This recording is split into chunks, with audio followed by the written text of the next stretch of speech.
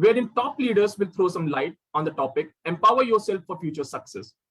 We would like to thank each and every one of you for taking out precious time from your busy schedule to be here with us this evening.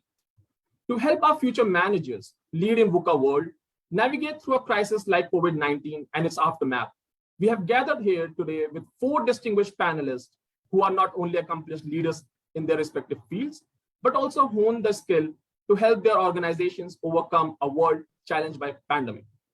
Today's webinar on Empower Yourself for Future Success will be packed with their learning and their wisdom that they would like to share with the audience. But before introducing them, allow us to introduce the New Delhi Institute of Management. Established in 1992, NDIM has been declared as the first and the only mentor business school of India and the only B school continuously declared best in India 3 years in a row for industrial linkages and under 19 other parameters, including placements by the AICTE, Government of India, and the Confederation of Indian Industry. NDIM is the only business school declared best in India by ASSOCHAM, the Associated Chambers of Commerce and Industry, continuously for the last 5 years for placements parameters and as the best in North India. FICCI, the Federation of Indian Chambers of Commerce and Industry, has also declared NDIM as the best in India for excellence in employability through industry engagement. NDIM is the first and the only business school in the country to be declared best in India for industry linkages and placements simultaneously by all the premier national trade and industry chambers of the country and by the AICTE Government of India. Without further ado, let us introduce our eminent panelists for today's webinar. We'll be going in alphabetical order. Our first speaker for today is Mr. ATUL MATHUR. Mr. ATUL is Executive Vice President, HR, Aditya Birla Capital.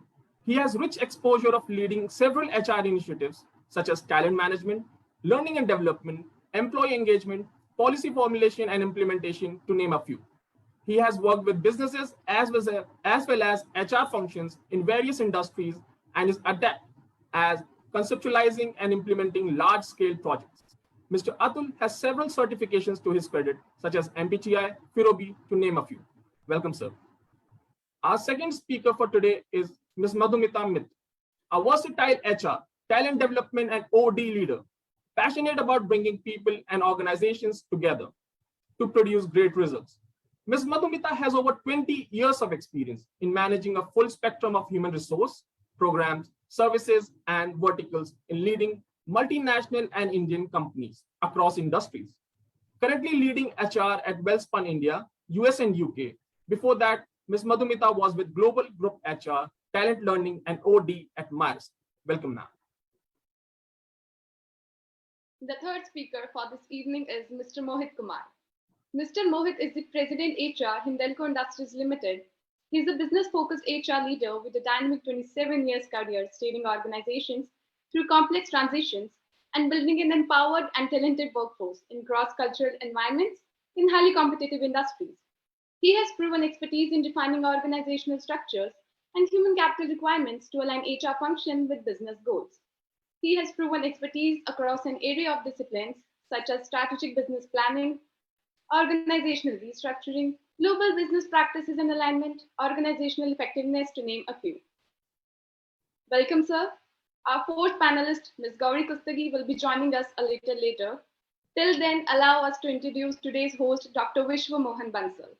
Dr. V.M. Bansal, Chairman, New Delhi Institute of Management, is a former civil servant and has been the youngest and the longest serving secretary, commissioner, principal commissioner, and the director of India's biggest statutory urban body, DDA, Government of India, for 28 years. He has headed several public sector undertakings and was advisor to the Lieutenant Governor Delhi at the time of Commonwealth Games 2010. Over to Chairman, sir. Thank you so much, Sonam and Vivek, and extremely grateful to all the esteemed panelists for taking up, I would say, a challenging issue, or you may say an issue which is a part of everybody's thinking, not only when you get into the world of work, but when you are into schools and into your colleges. So, empowering yourself to future success. So I'll straight away start with the first panelist, Mr. Atul Mathur. Atul, would you kindly tell us that in your own life, how has the meaning of success been changing, and how have you been empowering yourself to future success? Because we need to learn from each of you onto these things first of all, because you have worked with various industries, various sectors, various and different environments, various places. So how you have been taking care of this basic, say, expectation or aspiration or goal, or I would say the means to keep you happy. Yeah. Okay. So good evening, everyone. And thank you, Dr. Bansal, for having me over for this panel. What you said, I think, is very, very relevant, because if I look back on my career history, I started at a time when things were a lot more manual. And today we find that, almost everything is getting digitized. So a lot of change that I have seen in my career, and I would say been fortunate enough to have actually seen that kind of a change. But what's been critical is that domain understanding and domain expertise is something which I've always focused on. And whether, of course, it's the 70-20-10 principle of learning, as they say. So a lot of it was learned on the job, various assignments that I took up, keen observation, a lot of sincere effort in terms of understanding what it really requires, because every job that also I changed in the initial part of my career, was in a different industry. And therefore, there was a lot of huge amount of learning that was there. But yes, I kind of stuck to my line of specialization. The other piece I would, say is that when we say empowering yourself, it's also at a mindset level. A lot of times I have seen people, and I've also been guilty of doing the same, that, in day-to-day working, when you are, carrying out your roles and responsibility in the organization, a lot of things need to be dealt by you only. And you need not go and run to your supervisor for everything. And the moment you understand and realize your own role in the organization and start taking those decisions, right, I think that is something which is also equally empowering. Otherwise, as in the initial part of the career, and I see even now, a lot of people, even at senior levels, for everything that they do, every decision that they have to take, they kind of run to, their supervisors or the stakeholders saying that, is this right? Can I go ahead and do this? So I would say that that's also been a very, very important part of, self-empowerment, which is there. And obviously, one needs to also, think out of the box. And the best way of doing that is not just focus on the developments in your industry, in your particular sector, but be aware of what's happening around you in the world at large. To me, a lot of good ideas and breakthrough ideas have never come from competition. They've always come from a completely unrelated industry. And, that is something which I've also been looking at in terms of even my own career history, a lot of things, a lot of projects that I have done, that can I pick up something from outside and bring it in? And that may not necessarily be from my industry or from my sector. But yes, it is something which is an idea, which can be implemented, which can be experimented, which can be piloted. And in the same way, I would say that, taking risks, and as we call it, falling forward. A lot of times people are quite, scared and apprehensive of taking risks. They would rather like to be in their comfort zone and do things, the way they are continuing. I think that's again something which, is required, and especially in today's very, very volatile environment, where unless until you don't think out of the box, where you don't take some risks, where you don't experiment, chances are that maybe others, when I say others, it's not a rat race, but competition and others might actually, gallop ahead of you. So, that's my limited learning from, whatever that I have gone through. Thank you so much. And obviously, we have to be coming back to you once and twice again, because we would be saying what exactly now in this coming scenario, or the changing scenario, the fast changing digital world, or the fast changing the world becoming more and more dependent on social media. So how do you stay empowered and how do you keep on empowering your success? So these questions are becoming more and more relevant, and maybe everybody's thinking fresh on these ideas. So we'll come back to you once again. Atul, thank you so much. And Madhumita ji, आप बताएं, because you have again been moving across various functions, various roles, various industries. One, of course, the same thing that I asked Atul is that how do you say successful in each of these entirely different sectors, having entirely different expectations or problems or limitations.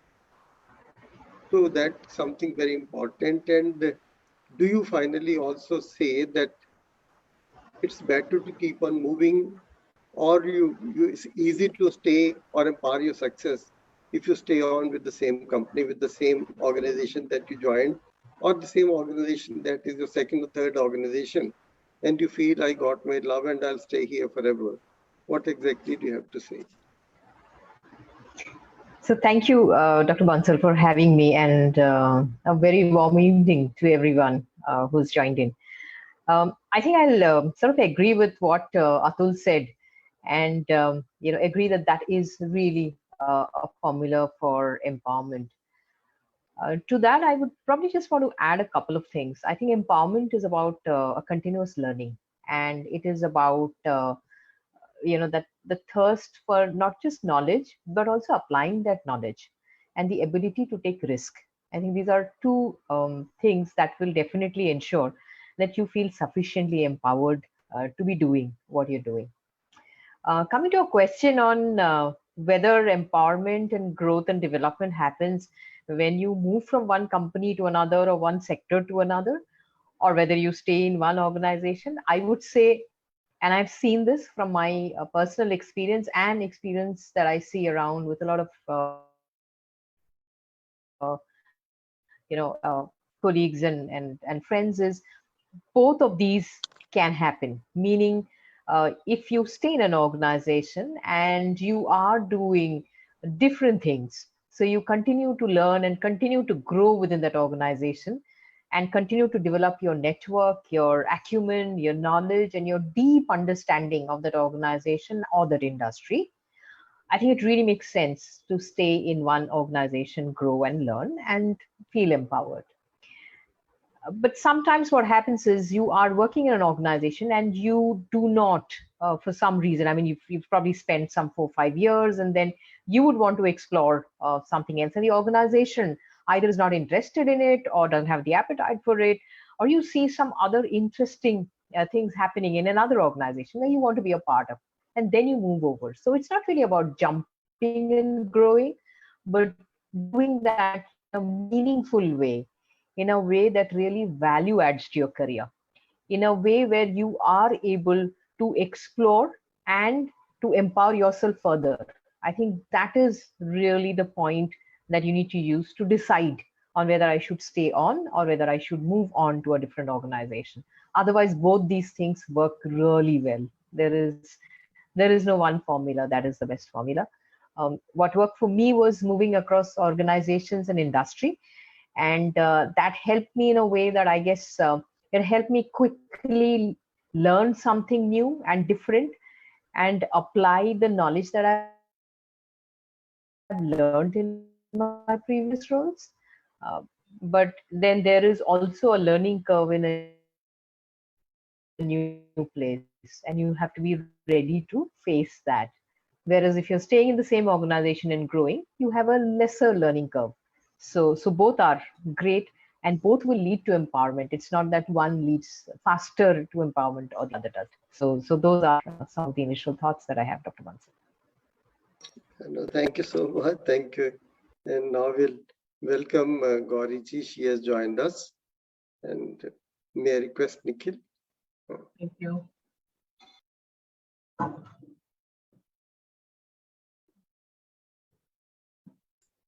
Yeah, 1 second, sir. Give me a moment. Yeah.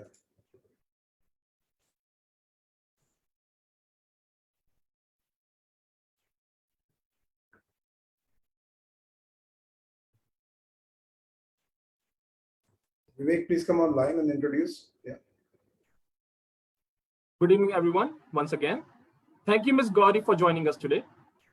Ms. GOWRI KUSTAGI is the Leadership Development and OD, Talent and Learning, and DEI leader at ABB. She has been heading leadership and talent development for EMEA region and holds over 25 years of experience. An alumnus of IIM Ahmedabad, Ms. GOWRI's core expertise includes strategic business partnership, leadership development, DE&I, coaching and change management across manufacturing, software products, and KPO in industries spanning engineering, healthcare, supply chain, and financial analysis.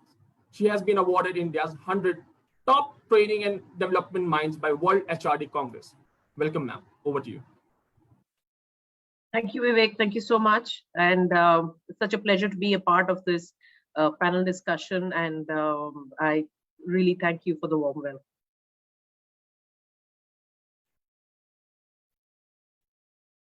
So you are muted, sir. You are on mute. Yeah. Thank you, Gauri, so very much for being with us. And although initially you had mentioned you'll join by 6:30, but thank you so much. You could join almost in time.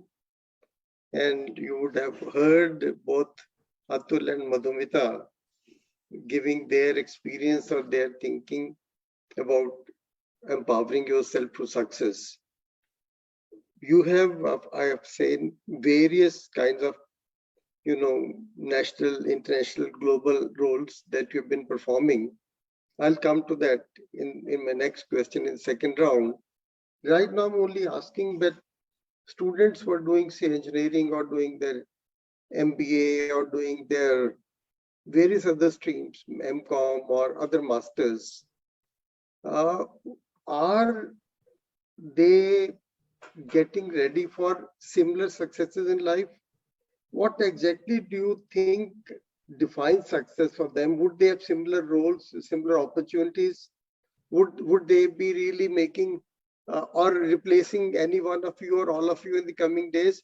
What exactly is needed for that? That is what is the basic question at the back of every student's mind. Thank you, Dr. Bansal. Thank you for that question. And this is a very interesting question during some very interesting times. And I'm sure all of the panelists that we have here and yourself, sir, and other professors that we have on this call will agree that there are many jobs available today which we when we were back in college didn't even imagine existed, right? A lot of what we do today has also changed and evolved over the years. We are from the HR fraternity, and what HR did few years ago, not even many years ago, few years ago, is so different from HR, from what HR is doing today. So that kind of brings me to your question, Dr. Bansal, about, what is that skill that will help in helping us helping today's students become successful. And so my answer to that is there is no one skill that helps a person become successful. What really helps is the transferability of those skills. To be agile, to be nimble, to be able to transfer those skills. So we've, across our careers, have seen a lot of people who've done engineering and maybe done an MBA after that, and are doing something totally different in their careers right now because they have skills that can be transferred from an industry to another industry, which I don't think existed a few years ago. So it's the qualification that we come with is great for our first job, for our first step in our career. But in order to be successful in the corporate world, I think what really, really helps is that what kind of skills am I going to pick up in my job? Because if it is somebody who's an engineer and joined an engineering job, 10 years down the line will realize that he or she is not doing anything that they learned in the engineering college. or somebody who finishes an MBA and joins the corporate world will realize 5 or 10 years down the line is not doing anything that they learned in an MBA. So so it's about those skills that you pick up along the job as you go along. It could be project management skills. It could be interpersonal skills. It could be collaboration. And this I think we've learned pretty late in our lives, where we get a lot of our organizations rate us on collaboration skills, which we see people learn only when they reach the corporate world. Because as we were in our colleges, we were not graded on how well we collaborate. We were graded on how well I score or how well someone else has scored, right? And when you reach the corporate world, it's a completely different ball game that, oh, I now need to work with someone else. So me being really good is not good enough anymore. So I think those are some of the skills as you pick up as you go along is something which can work as your mantra for success. Is my 2 cents to this, Dr. Bansal. You're totally right. You're very right. But again, there's so much, I would say, experience and information available with you.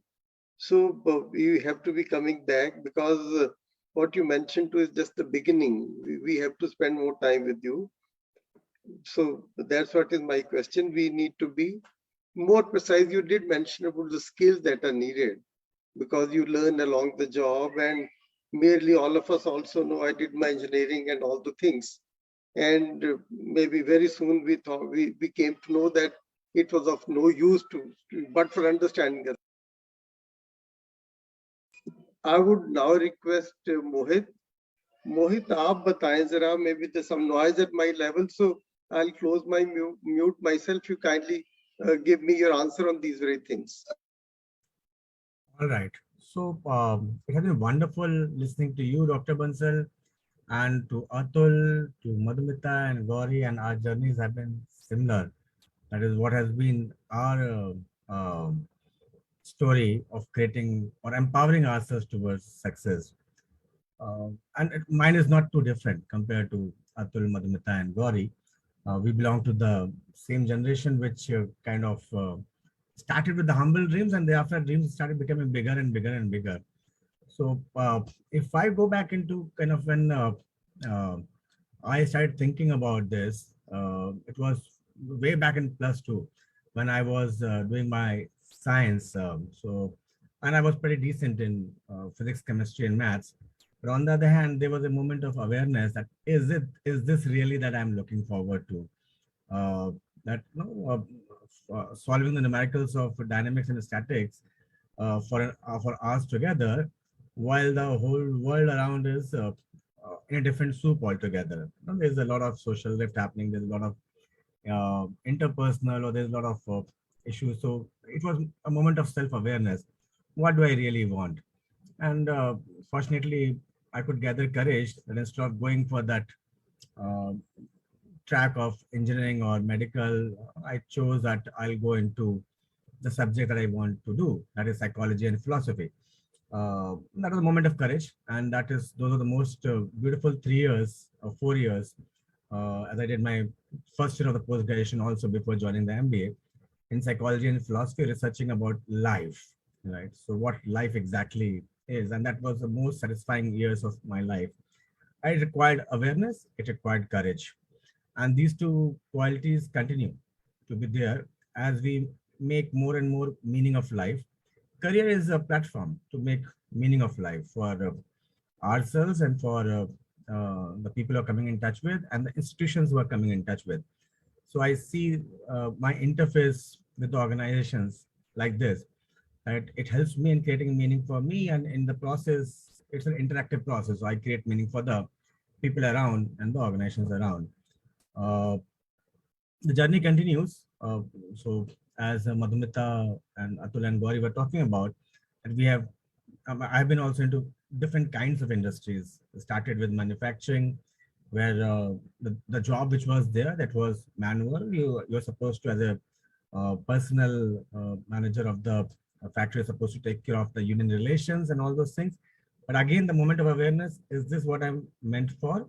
Or is there something different that that is calling me?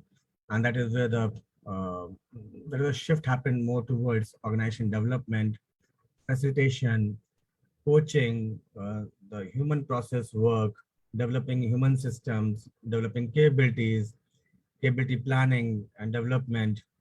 I come from a small town like Lucknow, and so like earlier years were like you think in Hindi and then translate into English while speaking.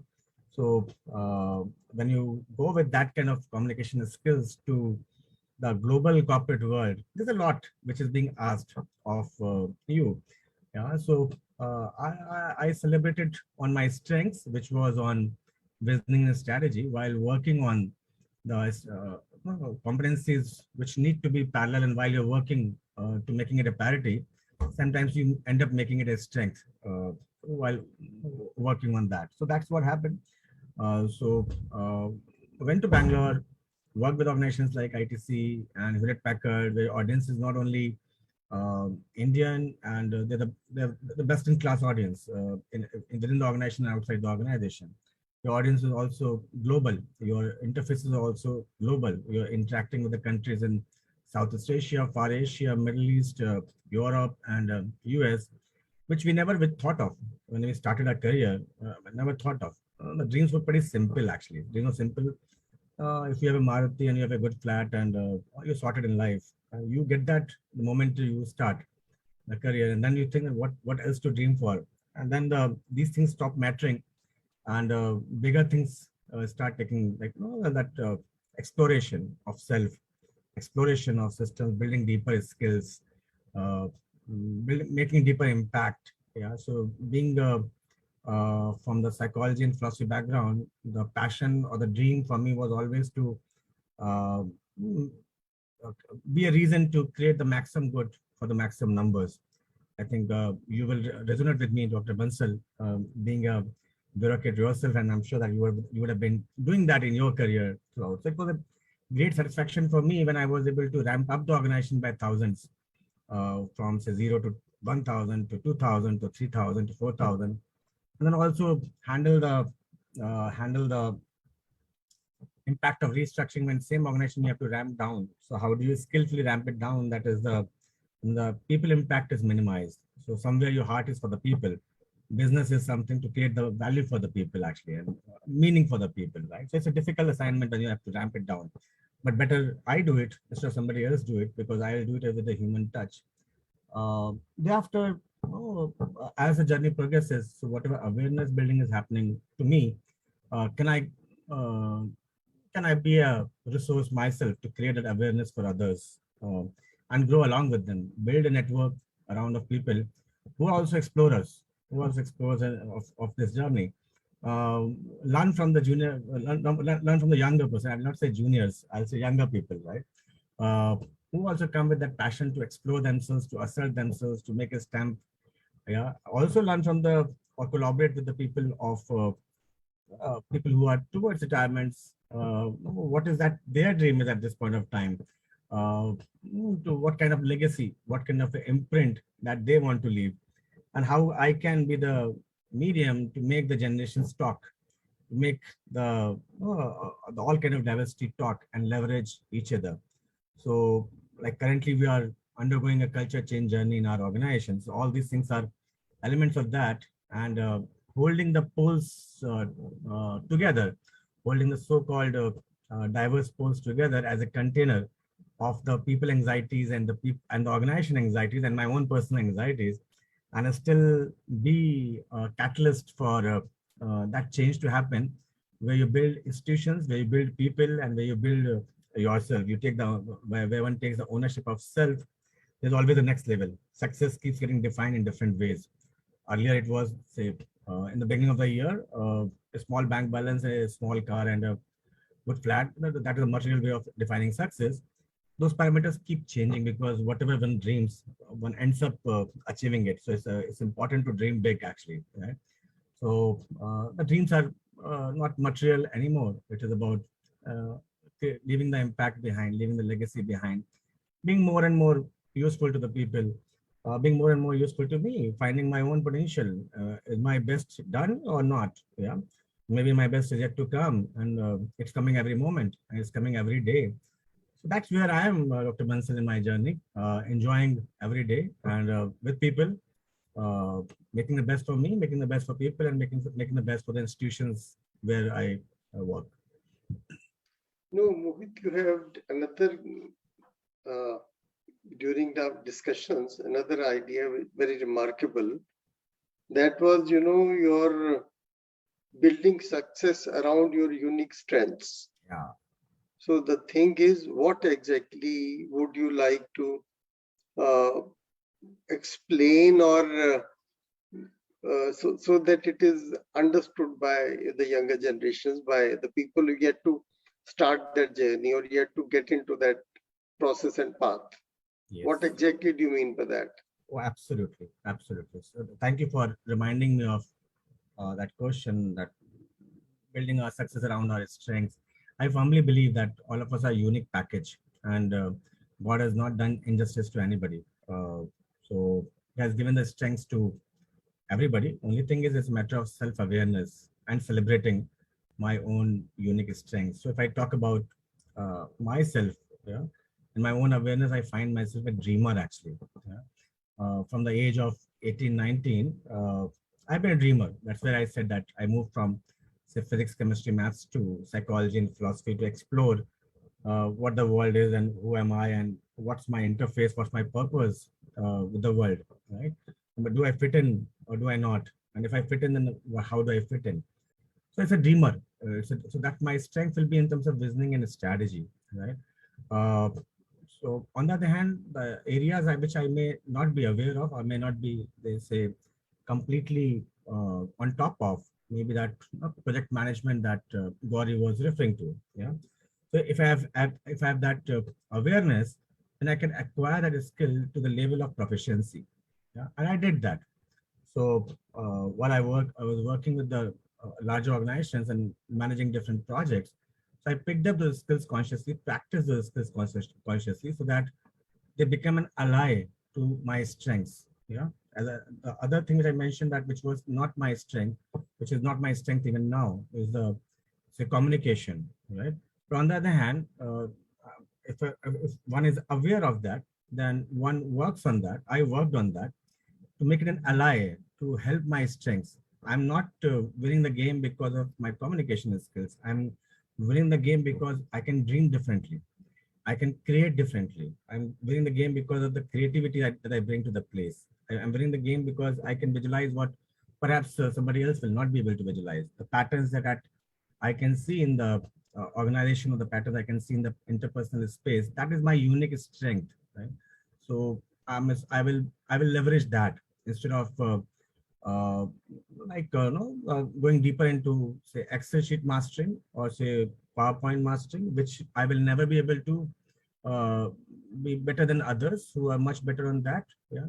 So my hands-on thing will be that I go into my deep strengths and leverage either my own efforts on building the proficiency or build the teams around who complement my strengths in my awareness. That is something which is not my strength, but somebody else brings in the strength, which can be peers or which can be team members. Yeah. And also keep learning on the way. There's no point in being arrogant about that. I don't know this and I won't learn about it. Yeah. It's not arrogance. It's just a humble awareness that, okay, this is not my natural swing. My natural swing is over here. Yeah. And I better create my brand around my natural swing instead of trying to build a brand around what's not coming to me naturally. So what will come to me naturally will be the facilitation. What will come to me naturally will be coaching and developing others. What will come to me naturally is building interpersonal sensitivity. What will come to me naturally is about system facilitation or, say, culture facilitation. Yeah. What will not come to me naturally will be, say, digging deeper into numbers and analytics, right? But I can make that ally to my strengths by either myself picking up those skills or creating an ecosystem around where others bring in. I did that. So when I was in Hewlett Packard, one of my team members, he was master of creating analytics. While I was partnering in the change management with the global organization, he was the one who was partnering with me at the India level to create those dashboards, to create those insights, which can create those necessary insight and the impact in our partners in Singapore, Germany, and US. That yes, this is your strategy. We understand your strategy. This is how it plays out in terms of numbers. This is how it is moving as per the dashboard, and this is what the analytics is. So you are looking for this top line, you're looking for this bottom line. This is what you're looking at as a pyramid. It comes to me, so I can visualize that. I can visualize that, and I need an ally who can kind of help in terms of putting it together and play with the numbers. That's how the awareness works. The game is about the self-awareness, about the strengths, and building your ecosystem around your strengths and complementing it where you know that it is not your strength. So complement it, and there's no need of being shy about it. That's how I've been playing my game, and it has worked well so far. And that's the only way I can play the game, actually. So. That's an interesting concept, and that's very right also.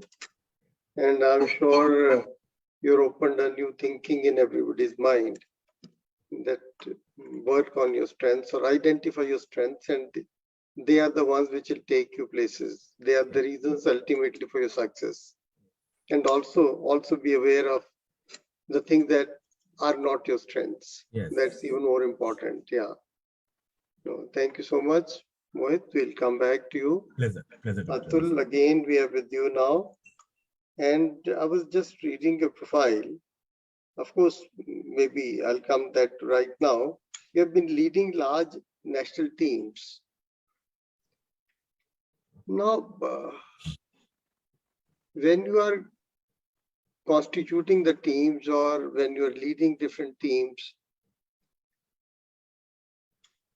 what exactly goes into your mind, or what exactly is the success that you're looking for?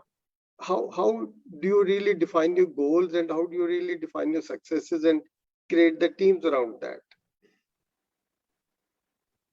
Yeah, so Dr. Bansal, I won't say that there is one right answer to to your question, but I would say that I was fortunate enough to, in one of my organizations, the previous company that I was working with, set up a team from scratch, right? And actually hire everybody across the length and breadth of the country.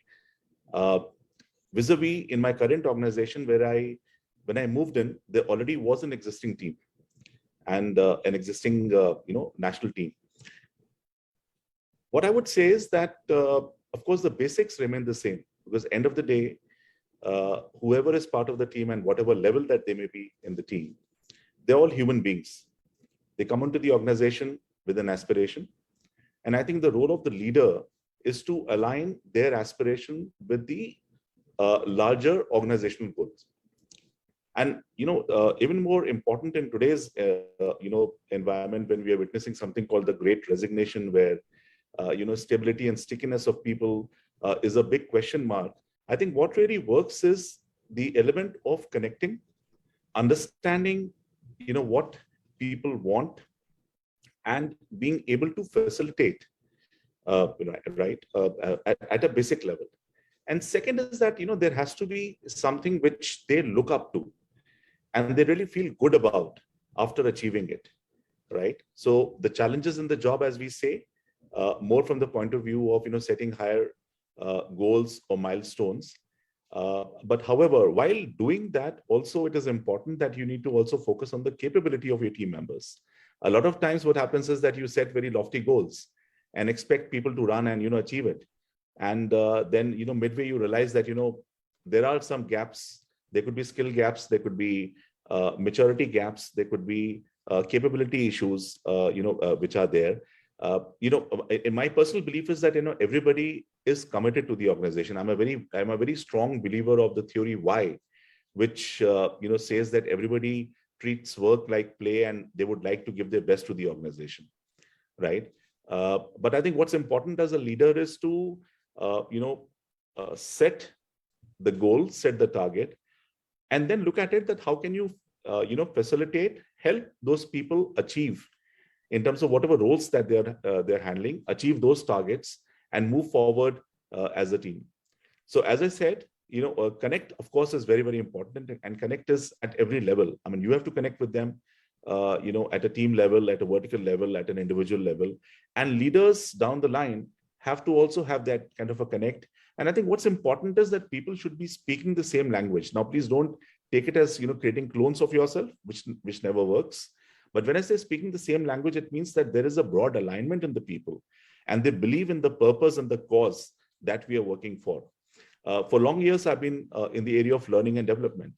And one thing which I feel, I mean, I have a pride, that, I'm actually in this area where we are helping individuals, teams, and organizations develop capabilities and gallop forward. Now, the same kind of pride you need to translate down to the last man in the value chain in your team, where they also feel that, yes, I am important. What I am doing makes a difference. It's not some routine kind of a work or some KPIs that have been given to me, but I'm actually contributing towards it.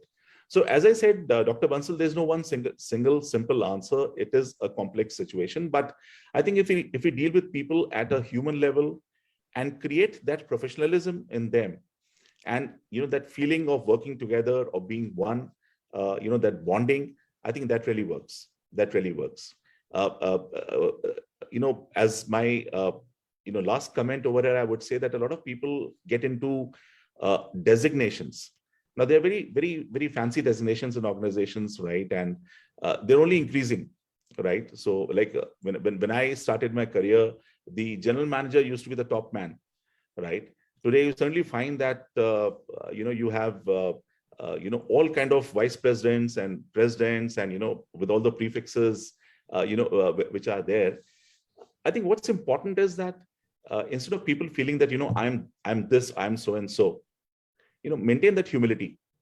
Understand that you're a human being and the people working with you are also humans. So don't treat them as designations or employee IDs. Treat them as people. And as I always say, that human resources, human comes first, resource comes later, right? So I think that at least has been my mantra wherever I have worked, and I strongly believe in it. I hope it answers your question to some extent. Certainly. But do you think these new regime of designations, every third day you're having a new designation, do you think, I mean, all of you, how much does it really add to your self-esteem, or self-esteem before your family or friends? Yeah. So if I could, take it first, I would say that, any kind of progression is always welcome, right?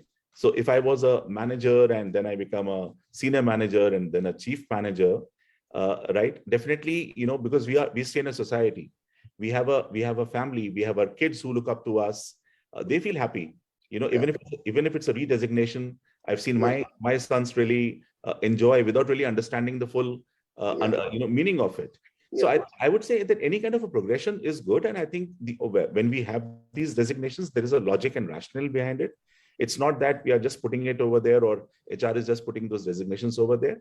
That is there. But at the end of the day, a person also needs to understand and realize that, I can move further ahead. I can move, further up and get more fancy designations. But I need to understand and realize and appreciate what my role to the organization is. Am I contributing, right? Am I productive?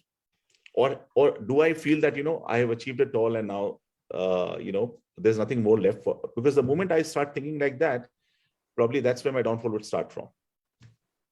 That's right. Thank you so much. That's very meaningful. MADHUMITA, in your case, I was seeing that you have been, I would say, global employee engagement, leading that at MERS for more than 130 countries. So what exactly was at the back of your mind when you were leading that team in different countries, in different domains, in different regions across the world? Obviously, success factor always remains at the back of mind. So to what extent that success parameters or success methodology was different in different regions of the world that you were looking after?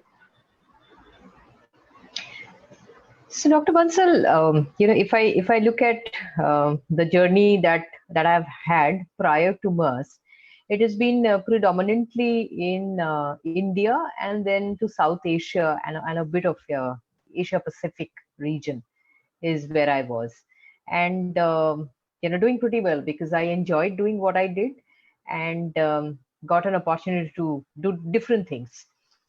So that kept me going. And to Atul's point, they did not necessarily add to designations, but they definitely added to a very rich work life for me.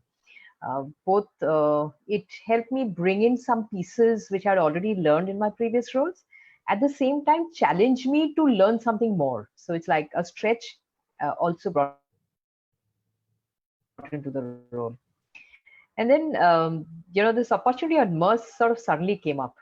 And this was an opportunity which was global. MERS was present in and continues to be present in 130 plus countries, 90,000 plus employees, and pretty diverse in terms of an organization. So it's not just you have colleagues in office, you have colleagues in the oceans of the world as well. So how do you connect with them? How do you have conversations, meaningful conversations with them?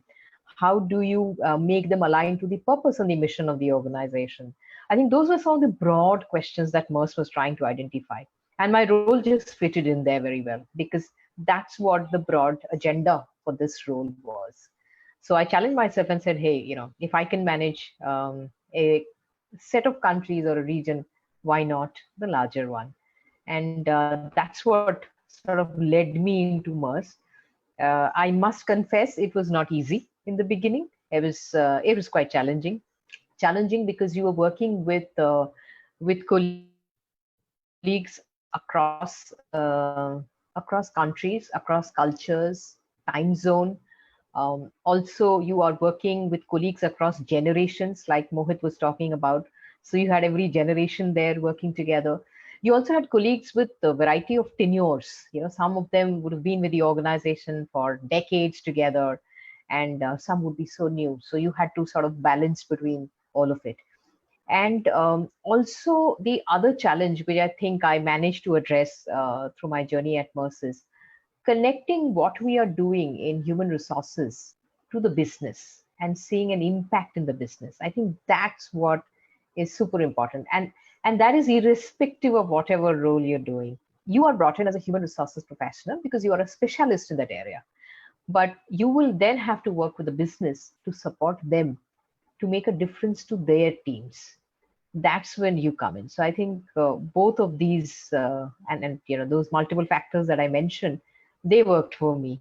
And it's an amazing opportunity. And to those of the students listening here and joining here, if you get an opportunity to get into a role which is beyond India and work very closely with other countries and cultures, go ahead and take it. It's learning of a lifetime that you would have. Thank you so much. Thank you. And GOWRI, now again, I was just starting from a 4-star Manipal hotel to 5-star Meridian, then to Stimulus Consulting, to Reuters India, to Manhattan Associates, to COE lead in ABB Indian subcontinent, to ABB Process Automation as Global Talent Learning and DI lead for EMEA region. So now again, how different have been the success jargons or success means to reach there? What exactly success meant for these various organizations? And by having worked with all of them, what exactly is the success meaning to you? What are you trying to achieve in the coming days to be more successful? Thank you for that question, Dr. Bansal. And yes, it's an interesting one because if I look back into my days way back when I started in a hotel as an executive, and one of the biggest successes for me over there was my ability to interact with people, to deal with different situations, to handle customers or guests of different types. From there, I moved to learning and development. And I saw that it is not too different. And when I spoke earlier, we talked about transferable skills. I saw that this was one of my strengths and a transferable skill that I bought from a very different industry. And I transferred that to learning and development, to be able to connect with individuals, to be able to, when we coach not the title, we coach the person, and to be able to connect with the individual as a person, to deal with different kinds of with people. So when I started facilitating, one of the things that I came across very, very quickly is, when you have a group of participants sitting in front of you, you have people who are, very new to the corporate world, people who've been in the industry for longer than your age, probably. And to be able to deal with different people and not use a common brush to paint everybody. So, Dr. Bansal, to answer your question is, I think my success mantra has been to be open to new opportunities. If you see the industries that I have worked in is very different. Reuters was financial services, while Manhattan Associates is a software development company, while ABB is a mixture of manufacturing, R&D, shared services. So being open to how my skills can fit into different industries, and I really like what Mohit said about playing to your strengths. And one of the things that I've really used to my strengths is my ability to contextualize the problem statement or the solution. My the ability to connect with the problem and not use that, okay, I've used this solution in a previous organization, let's just try and copy paste it here. Doesn't work that way, because we're talking about people and not machines, because people work differently. Also, it is about the fact that most often people problems remain the same. It's just a different context that we are working in. When people talk about leadership development skills deep down are what people are, how individuals grow into leaders. So I think that knowing that and understanding that has helped me in the various industries that I have worked in, and also the contexts that I have worked in. Within the same organization, as I moved from an India subcontinent role to a global role, I think contextualizing the problem statement and understanding what is really going to help where, and changing solutions basis the context has really helped. So that's been my journey, Dr. Bansal. And to the second question, what is the problem statement I'm going to be working on in the next few days, weeks, months is, well, the world is an ever-changing place now. In the last 2 years, we've done stuff that we've never ever thought we are going to do. The whole world of learning has changed. What we thought was an uphill task of getting people to do virtual learning changed in a few weeks when the pandemic hit. And today, organizations are asking for learning anytime, anywhere, as need be.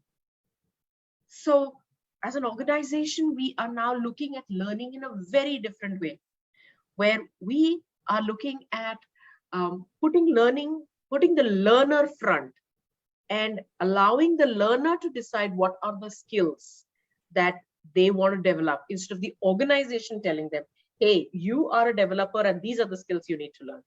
It's the employee who decides what skills I want to learn and what platforms I can go to. Because in the real world, the employee does have that choice. So we're giving that choice within the organization for the employee to learn the skills. So that's the big problem we are solving, and that brings with it a lot of culture change and a lot of shift in mindsets of people. Because as an organization, we need to start thinking differently about how development and learning is looked at. So yeah, that's my bit. Thank you. Thank you so much. Thank you so much. You mentioned, you have revealed a lot of information and very useful information for all of us.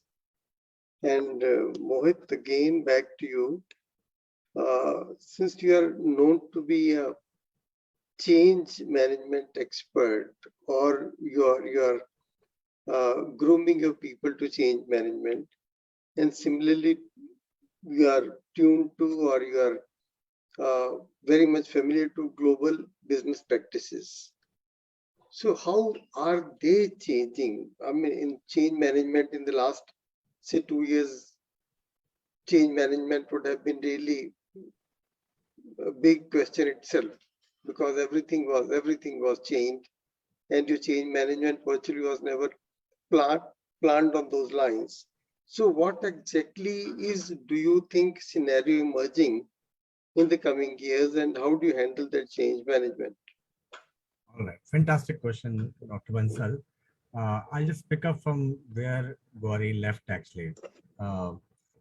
She was talking about that digital learning, that's a big change management, right? And that could have taken years, but it happened, say, in weeks' time, because there was a crisis, there was pain, there was need, right? So change happened. So what change would have happened 3-4 years time? It happened in 3-4 weeks time.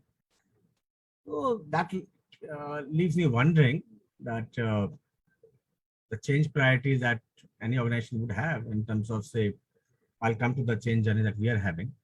Say suppose people focus, right? So how do I make that a crisis for people so that it happens in 3-4 weeks time instead of 3-4 years time? That's the question that I'll be wondering as a kind of person who is navigating or somewhere part of steering the change from the portfolio that I'm leading. So that's something that will leave me wondering without any answers. Wonder is also good enough, because you may end up into open spaces where the possibilities can emerge. Yeah.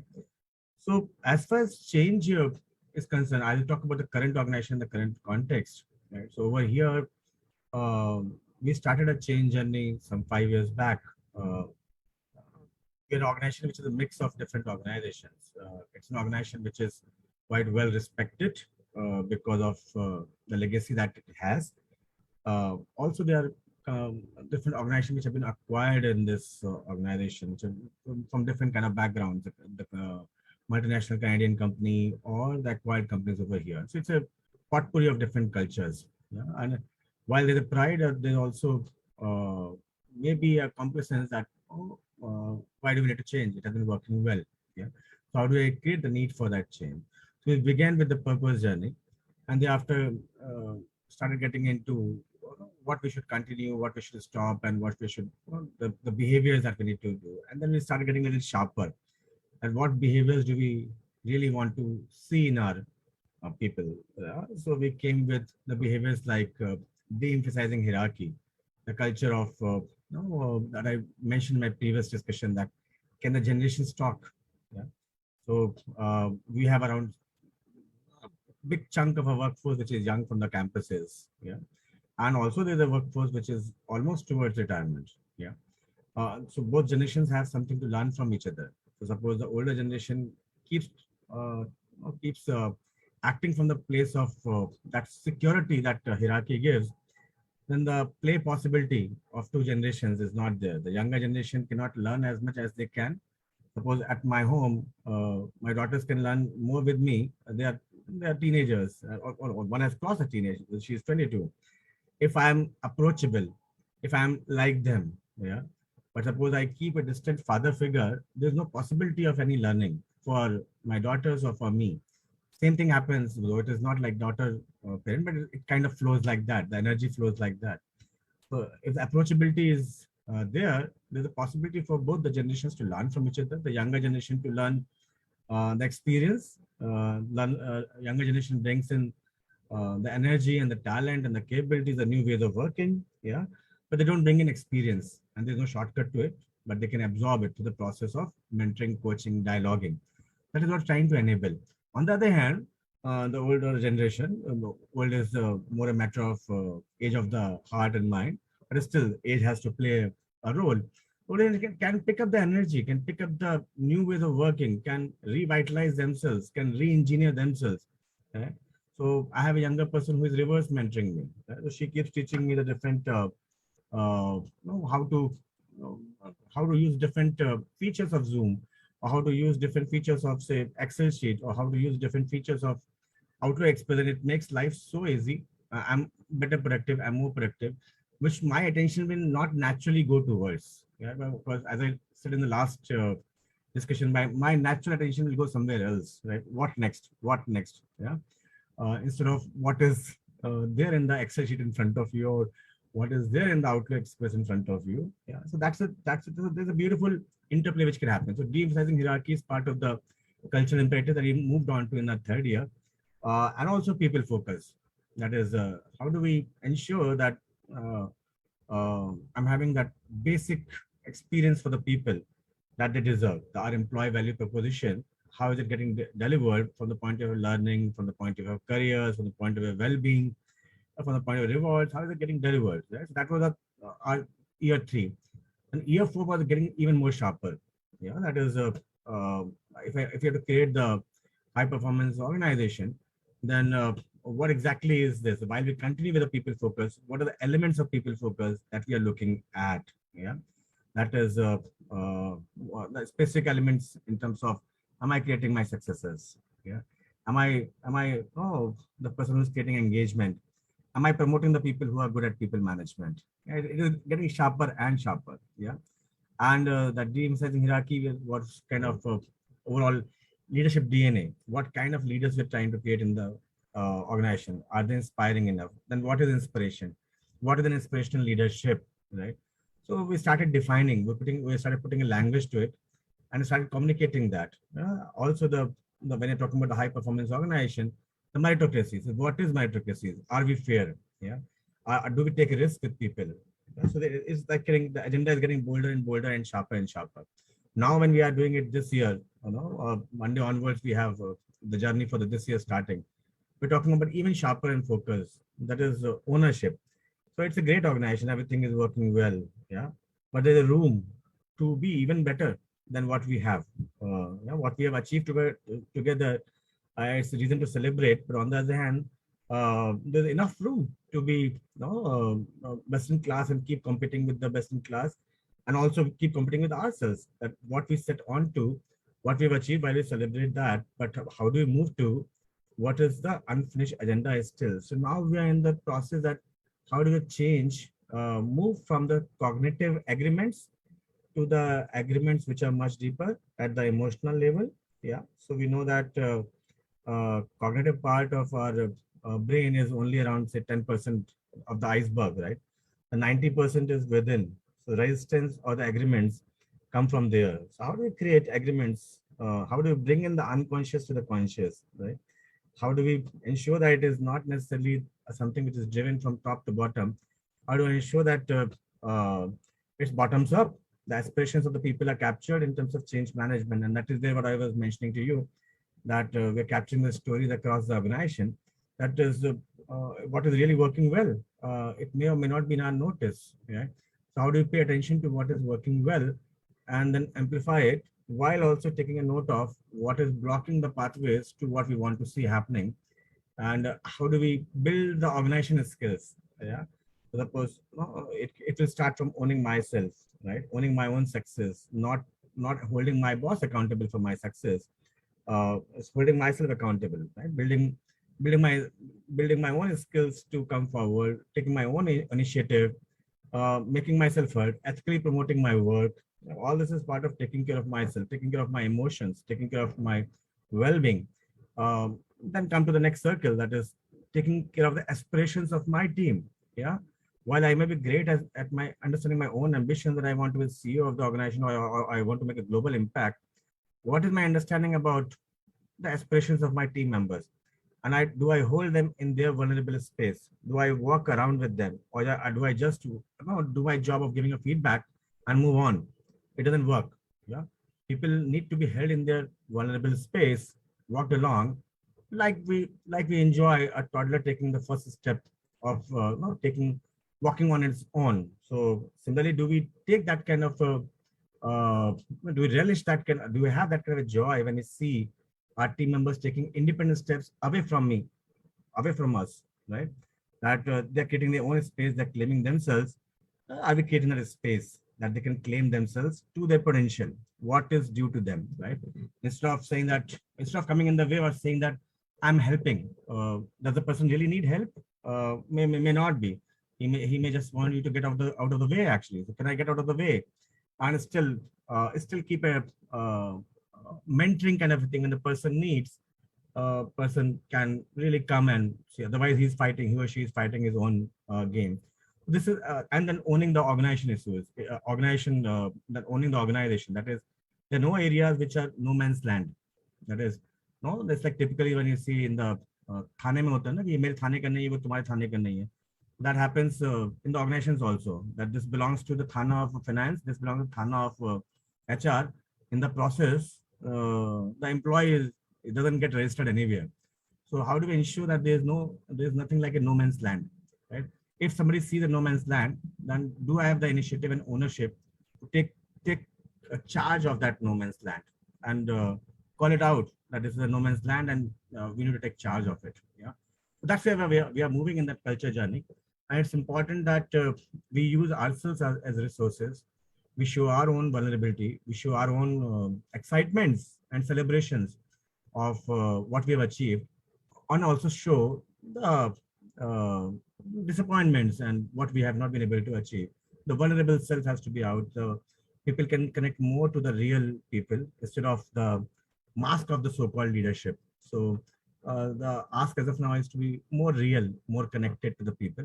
So that's where we are, Dr. Bansal, in our journey, and it's a wonderful journey of the change management. That it's a wonderful experience. There's a lot of learning in the process for everybody, including me. A lot of learning over there. Well, that's totally good as long as you stay successful or you lead successes. Yeah. So that's ultimate, and only that will make you happy and your organization, your fellow colleagues also happy. Thank you so much. And I'll now request Nikhil, Professor Sushma, and Professor Praveen to take some questions forward with you. Yeah, thank you so much, and deep insights. It was personally very, very inspiring to hear all of you. We have received a lot of questions over the email and from our students and from our faculty also. So I will request Dr. Sushma and Dr. Praveen to take it forward, please. Yeah. Good evening, all the panelists. So the first question that I have received is, how would you describe a work environment that fosters employee empowerment? So MADHUMITA ma'am, would you like to take it first? Sure, I'll try and give this a go, and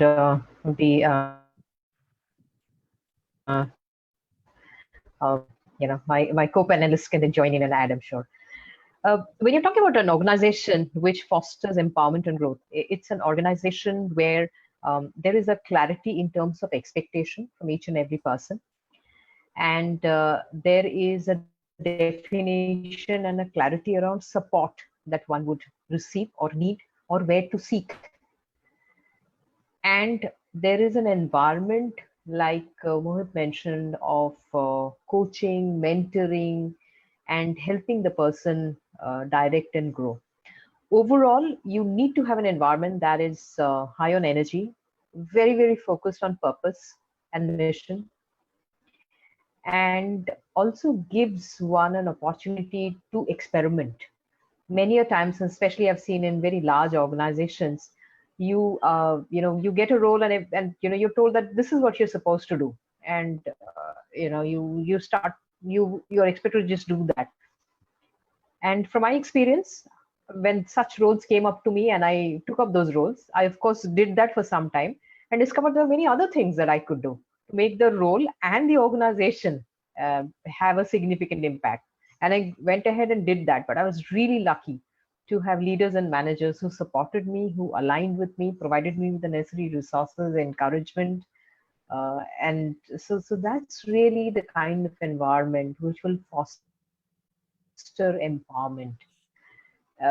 When someone goes through the journey, and I'm coming from an employee perspective, when someone goes through this journey, you're bound to make some mistakes. Okay, so that will happen. There are two things around it. One is it's okay to make mistakes. Number two is, and that's where leaders come in.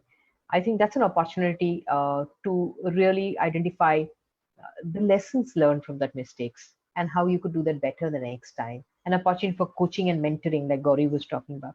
I think those are really the opportunities. And when an organization provides you with that, I think that's an amazing, empowering organization.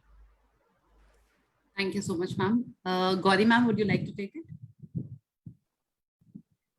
Thank you, Professor Parveen. And Madhumita, you, I think, struck a chord there where you talked about the various elements. And I was reading something and it came up to me. There's a very simple acronym called EACH, which includes empowerment as one of the alphabets, but the others also add to it, is accountability. Accountability, along with empowerment, really helps build that culture, and also courage and humility. I think these are some of the elements when you see in an environment, enveloped with trust. And I have seen this one too many times. When either one of these are missing, then the environment starts going south, the empowerment in the organization starts going south. People stop coming to work as a complete self. People stop sharing what they really feel. And people, they don't feel the humility and the transparency of feedback, right? And that's where we see the empowerment really comes down. So when we have these elements at various degrees, I think there is empowerment and inclusivity as well. Thank you, ma'am. Atul sir, your take on the same?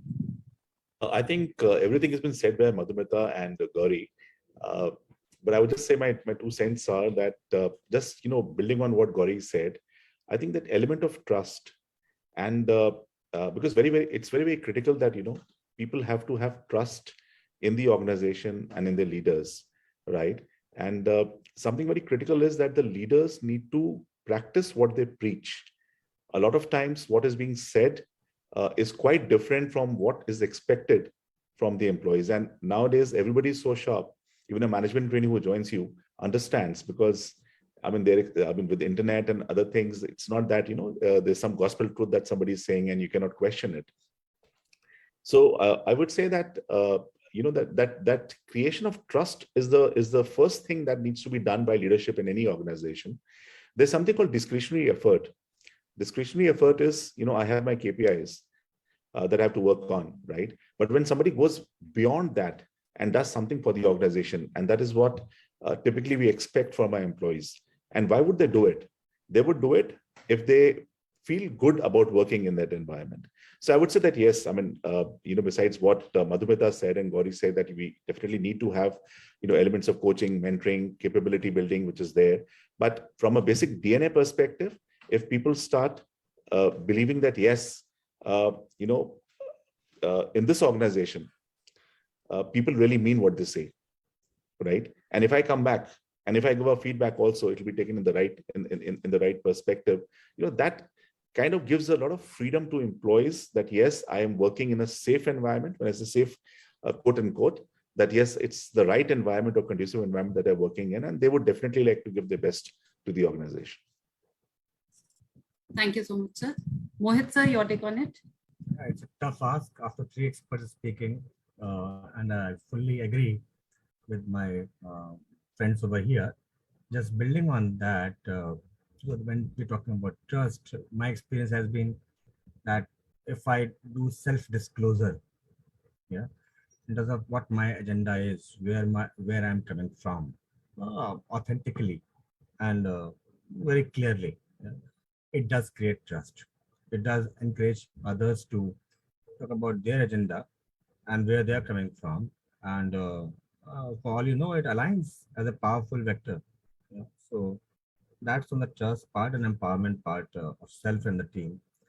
The second part is that everything may not go right in the organization, right? With respect to the quality of the managers, the quality of the leaders. It's a tough ask to provide a uniform experience of managerial effectiveness and the leadership effectiveness around the organization. Right? So what is possible is the uniform application of the personal power. Yeah? I have the power to celebrate myself. I have the power to celebrate my strengths. Right? Whether I have a great manager or not, whether I have a great leader or not, I can still fantastically exercise that power to apply my strengths to the best of my advantage, yeah, and create my space in the organization. Yeah. That's also what we are trying to promote. That exercise your personal power to change things for you, for your team members, and for the organization. Right? Don't let anybody come in the way. Say anything, do anything. Well, it's easy to say, but on the other hand, it begins with a saying actually.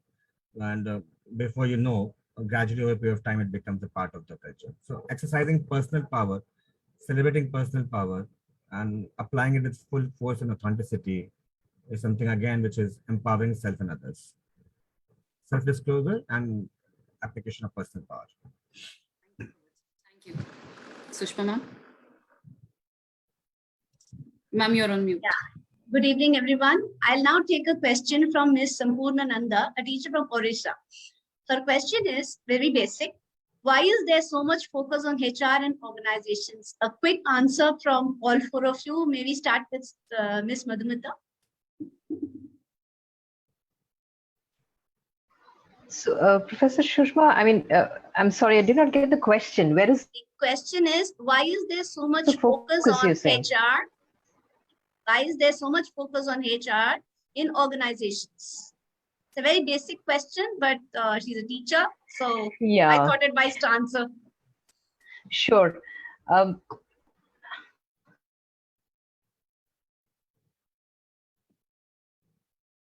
So I think it's really a great fundamental question, and thank you for asking that question. You know, into a world where we see technology and machines becoming smarter and smarter, and you know, the entire work world is evolving at a pace which is almost unthinkable actually.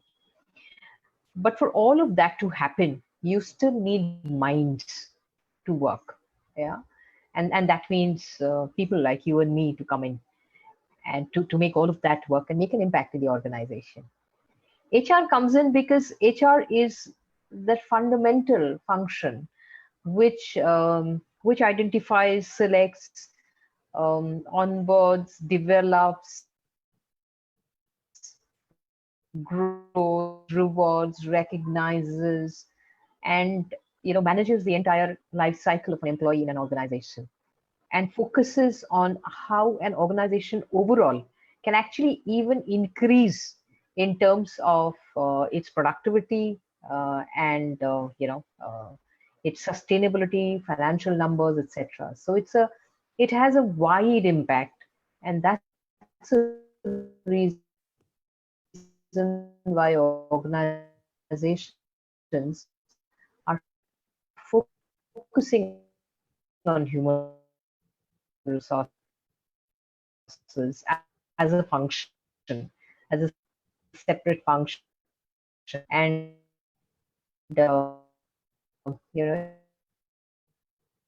if you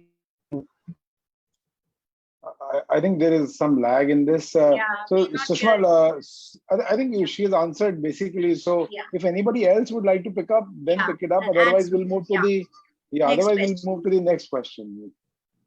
Or anybody? Praveen, you last? So, Yes, sir. Praveen, you ask the next question, please. So this question is again from Mr. Tarun Kohli, and this is more of a follow-up question from the first question. How important is for the system to permit employees to make mistakes and learn from it on the journey instead of fearing to take risks or experimenting? So it is open for all our panelists. Yeah, anybody would like to take it up? I can take a look at this, can stab at this, and then maybe my colleagues on the panel can help.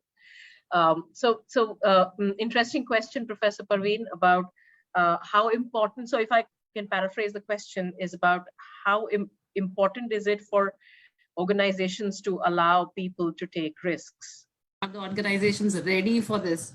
Right. And we very frequently come across this phrase called fail fast. Right. And though it's easier said than done, where we say organizations should allow people to take risks and fail and learn from their mistakes. I think when leaders are able to strike that balance between providing that safety, that psychological safety for employees to take the risk and still hold them accountable for it, but still they feel safe to take the risk, go forward, take that leap, and have the trust that there is a safety net below you if you fall. And that's where the balance comes in, where leaders sometimes overdo it, sometimes underdo it, but there are some leaders who really are able to strike the balance. I don't think there is a magic pill that's going to address that. It really depends, and it really is very contextual on what's more important at what point in time. But I think it is a very important leadership skill to allow people to take risks and also make them feel safe for it. That's my 2 cents to it. Right. I'll just Thank add. you. Yeah. Please. So I'll just add. It's very critical, and especially in the current environment, for people at all levels to take risk, and the organization to create an environment which is conducive. If you just go back to the basic example, I think Mohit was sharing that in terms of a toddler. When the toddler starts walking, every step that the toddler is taking is a risk. The toddler could be in the comfort zone, in the cradle, but because the toddler is, taking that risk of, falling, still standing up, taking the next step, is how the toddler actually learns to walk, right? And the same is true in organizations. If you keep doing the same thing again and again, you will get the same results. So unless until you experiment, unless until you try something new, right? And that's where there has to be an appetite in the organization. See, it's easier said than done. Typically in the normal day-to-day working, what you find is that you have certain KPIs, you have certain goals to achieve. If you're not achieving that, then typically a manager would come down heavily that, why has it not happened, or why did you commit this mistake?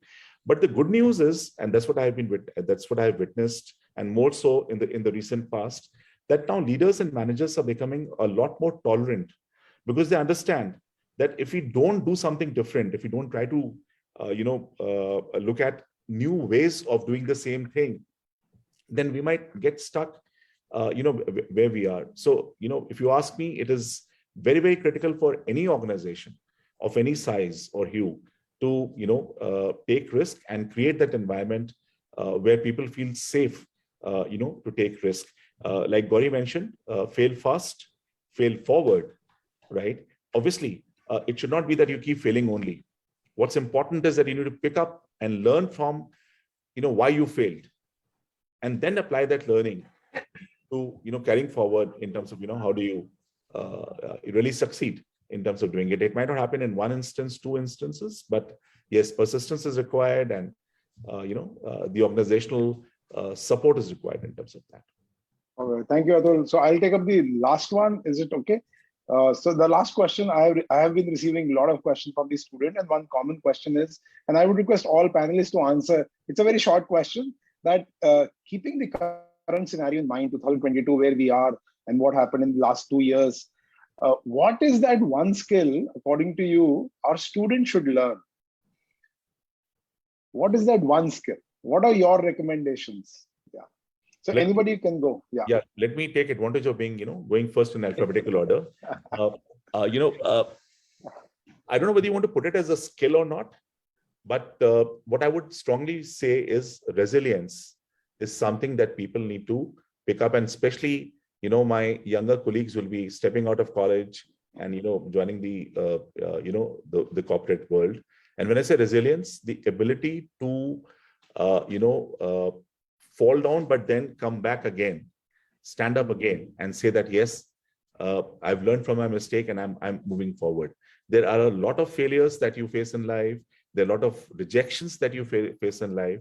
But if you have that ability and that positive attitude, right, of standing up again and saying that, yes, I can do it, maybe in a different way. So that would be my message to, my younger colleagues here. Okay, thanks, Atul. I can go next in alphabetical order. Yeah, please. So apart from resilience, that's really, really important. One of the other things that we are seeing as so critical is learning agility. Technology, context, business environments are changing so rapidly. And I think it's changed even more rapidly in the past 10 years than it would have changed in the past 25 years. So I think this is going to continue changing. So learning agility is another very important skill to be able to adapt to a changing environment while being resilient, also to be able to pick up skills, because what you learn today may be completely obsolete tomorrow. Okay. Now, Madhumita, your call, or I think there is some still bandwidth issue. Mohit, we can, oh no, she's here. Yeah. Yeah. So, are you able to hear me? We can hear you with a lag. Yeah. So I would just add one more thing to this, which is it's also important to enjoy this journey called career. So it's okay. Sorry. Any Mohit, why don't you go ahead? Let me just try and see if I can do something with the bandwidth.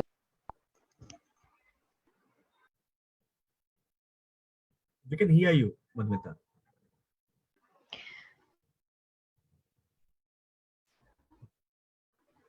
Maybe turning off the video might help. So what I'm saying is this is a journey called career. Enjoy it. Yeah. So I'm just saying it's simple. There's a journey called career. Enjoy the journey. It's important to enjoy. Okay. So enjoyment is also a skill, by the way. So I fully resonate with my dear friends in the panel, GOWRI, ATUL, MADHUMITA. What I find relevant for myself and for others is the skill of self-reflection and self-awareness. That is my appointment with myself every day. That's a skill that is very important for me. And second thing is what Madhumita was saying, that, and GOWRI was also, Atul was also referring to, none of us can sit on our past laurels. What got us here won't take us there. So staying relevant and reinventing myself, living in the present moment, celebrating for sure what we have achieved till now. So on the other hand, the journey ahead is not about what skills you picked up in the past, whatever career, 25 years, 30 years. It is becoming fast irrelevant. The skills that are needed for success tomorrow is changing pretty fast, and that is where that appointment with self is very, very important. The self-reflection is very important to create those success wiring in awareness. So that's a skill that I like to recommend. All right. Okay. Thank you, Mohit. Thank you. Sir, over to you, sir. So we have asked. Thank you so much. It's been a lot of learning, and lot of, you see, commitment and passion from all the panelists, their experience coming through and their truth coming through.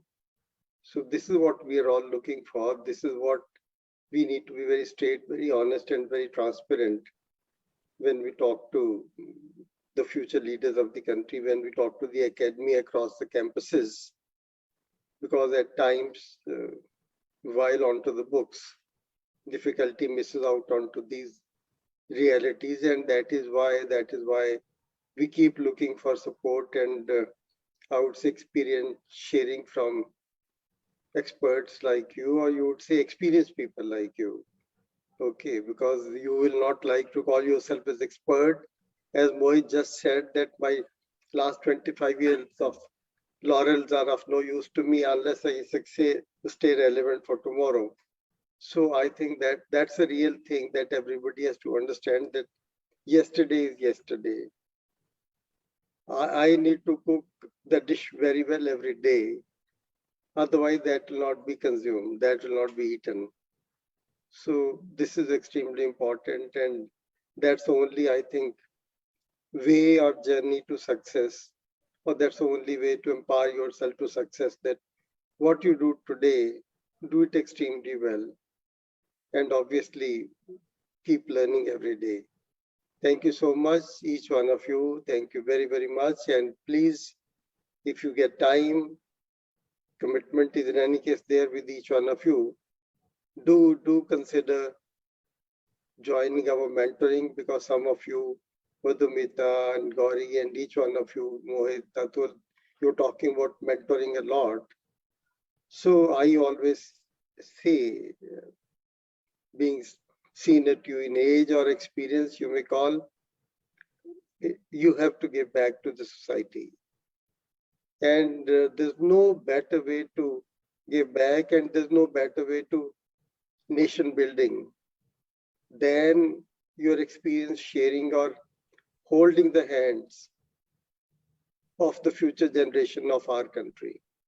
So please do spare time and be one of our mentors. We'll send you the details, and this will be my request to you, and this will be your kind of a gift to me. Thank you very much, each one of you. Extremely grateful. Thank you so much. Thank you so much, Dr. Bansal. Dr. And Bansal. team. Thank you, Dr. Wonderful Bansal. interaction. Thank you, Thank you. Professors. Thank you so much.